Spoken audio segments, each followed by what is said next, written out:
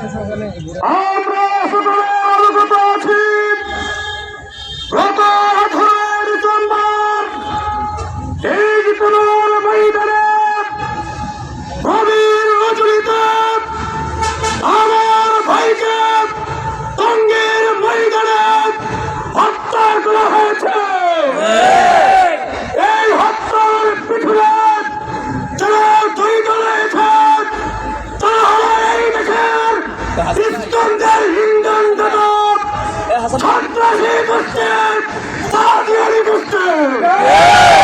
অতএব এই ভারতীয় এজেন্ডা এই ইস্কনের গোষ্ঠীর এই সাহায্যকারী গোষ্ঠীকে এই দেশ থেকে আমাদের বিতাড়িত করতেই হবে।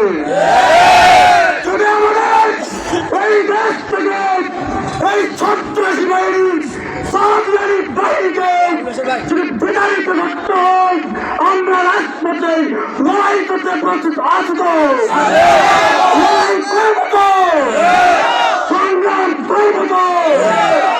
আমরা দেখছেন এই সন্ত্রাসী তার ইন্ধনে আমার ভাইকে হত্যা করা হয়েছে। সে কোনো কোনো জেলার বাইরে রয়েছে।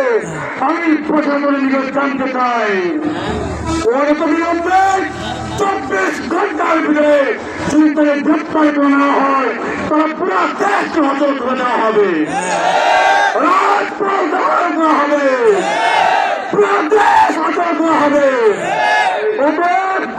এই যারা এই হত্যার ক্ষেত্রে জড়িত রয়েছে প্রত্যেককে গ্রেপ্তার করে ও অবিলম্বে শান্তির সম্মুখীন করার জন্য সরকারের প্রতি আহ্বান করছি।